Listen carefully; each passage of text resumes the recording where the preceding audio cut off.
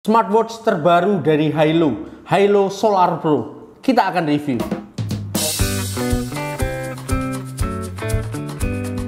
Oke, Hilo kembali menawarkan smartwatch terbarunya yaitu Solar Pro ya. Ini Solar Pro LS18 gitu ya. Jadi ini setelah kemarin kalau Hilo itu terakhir Solar Plus. Nah, ini Solar Pro, versi Pro-nya lah gitu ya. Oke, langsung aja untuk sebelum review kita unboxing dulu apa aja. Ini jamnya, di dalamnya nanti ada jamnya lengkap dengan strapnya. Ini gitu, terus dapat kabel charging. Tipenya magnetik ya, magnetik, USB to magnetik. Terus dapat user manual. Udah 3 itu aja ya, minimalis banget ya, isinya cuma 3 ini aja. Oke, langsung kita cek dulu fisiknya ya. Layarnya ini sudah pakai layar AMOLED. Nah, itu salah satu fitur unggulan dari Solar Pro itu adalah layarnya sudah AMOLED, jadi warna yang ditampilkan nanti juga stand out gitu ya. Ini sudah saya set di brightness yang paling tinggi gitu ya. Itu. Terus nanti juga ada always on display gitu. Nah, ini sudah support always on display juga ya.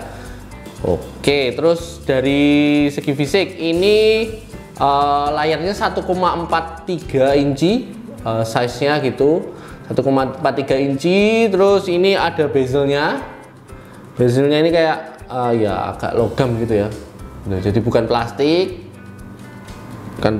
Terus strapnya ukuran 22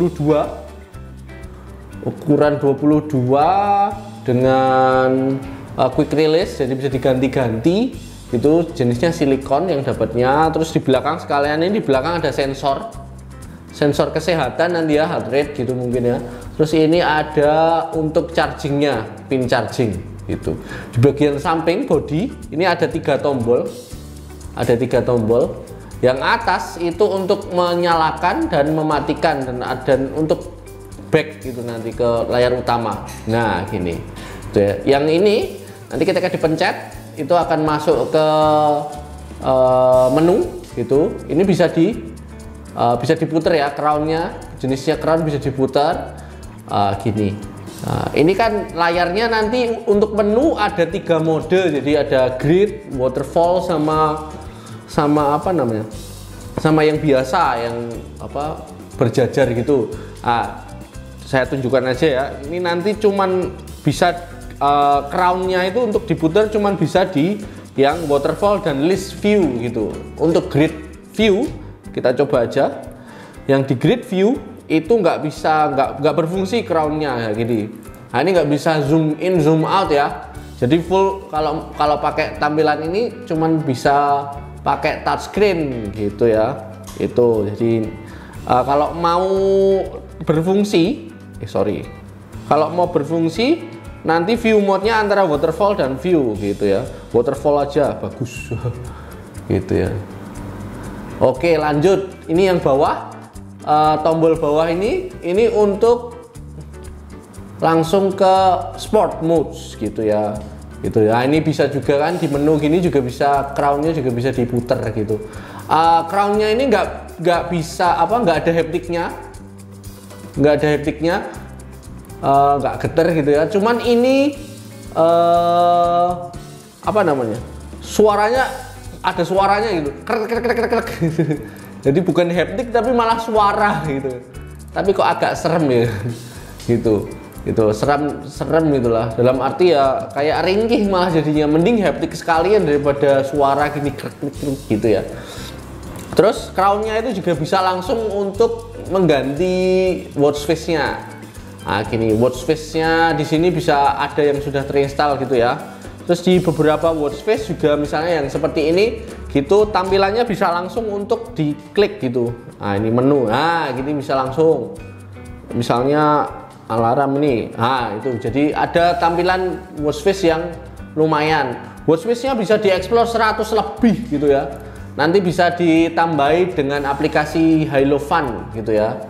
Oke, itu untuk tampilannya, untuk fisiknya juga. Oh ya, lupa di samping sini juga ini ada speaker dan mic-nya gitu. Jadi kan karena ini fitur unggulan lainnya ada Bluetooth call, jadi nanti di bagian bodi juga ada speaker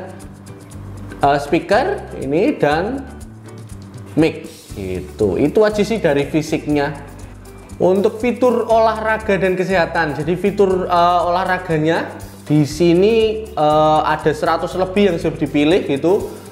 Ini bisa dipilih ya, nanti bisa ditambah juga mau di dalam ruangan, di luar ruangan.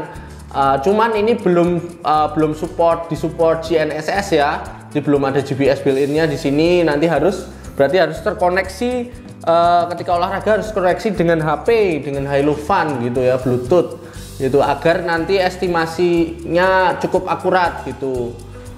Oke, itu dan ini juga sudah, misalnya untuk lari yang banyak yang ditanyakan, misalnya kalau lari support pace nggak?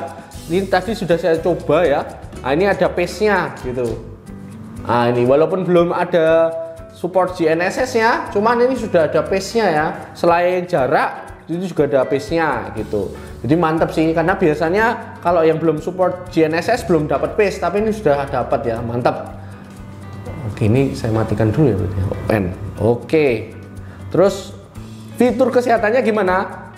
Tipikal dengan sensor di belakang ini, nanti bisa memonitor detak jantung, SpO2, stress level, sleep monitor, dan juga sampai emotion gitu ya. Nanti kalau kamu sedang marah, mungkin karena kalau marah kan detak jantungnya membara gitu ya, nanti bisa terdeteksi di sini gitu ya. Itu fitur kesehatannya untuk memonitor kesehatan.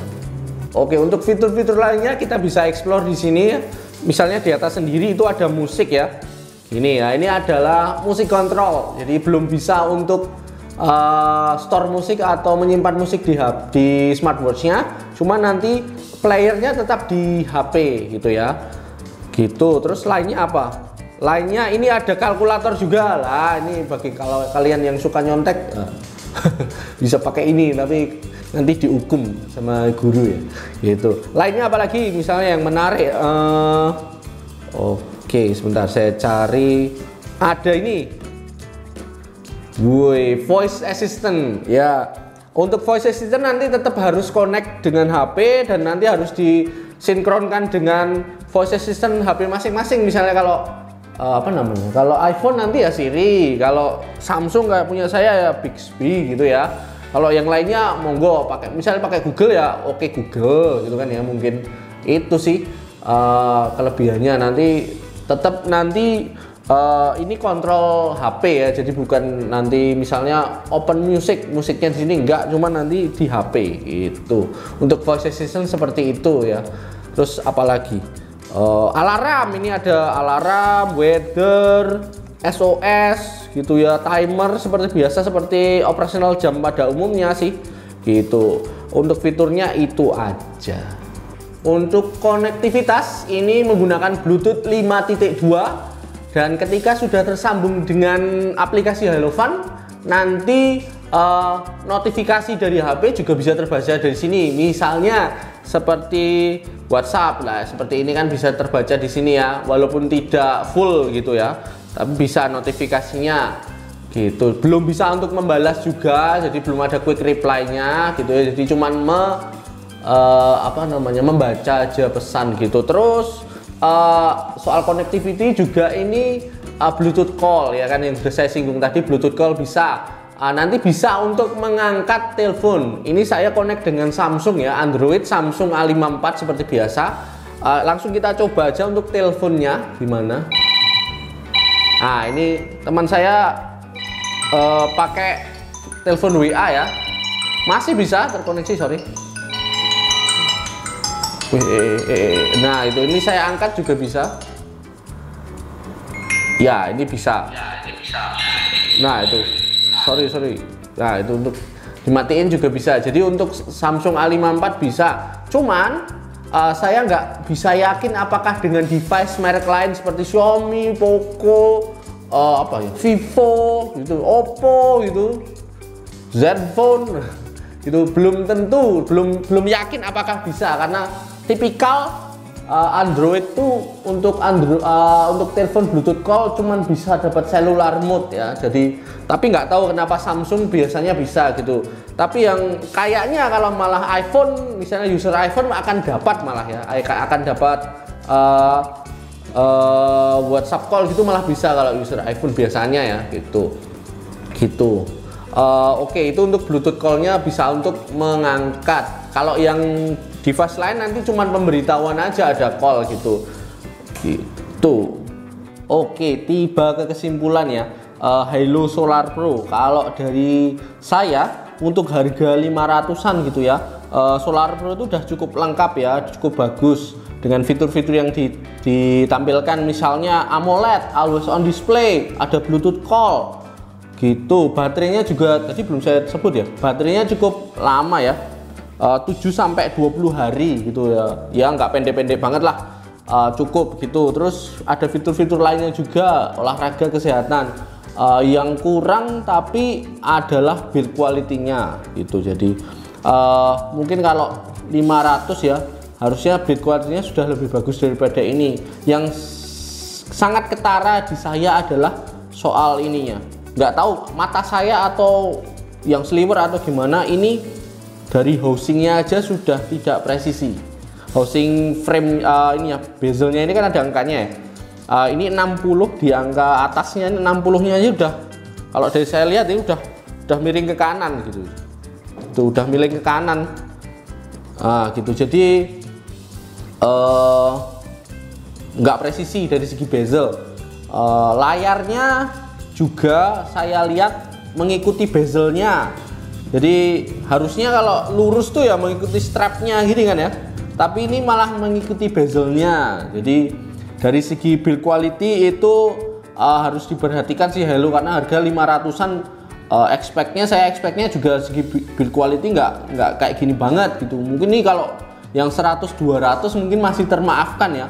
Ini 500-an harusnya lebih dipikirkan lagi untuk dari segi build quality gitu. Dan misalnya 500-an juga Halo tuh, yang saya rasa Halo 500-an masih belum bisa menggaransikan soal air, ketahanan air. Ini walaupun ini IP68, cuman mbok ya misalnya dikasih garansi 5 ATM gitu ya. Yang lain-lain kan sudah 500-an gitu, seperti Amazfit mungkin di harga 500 juga ada.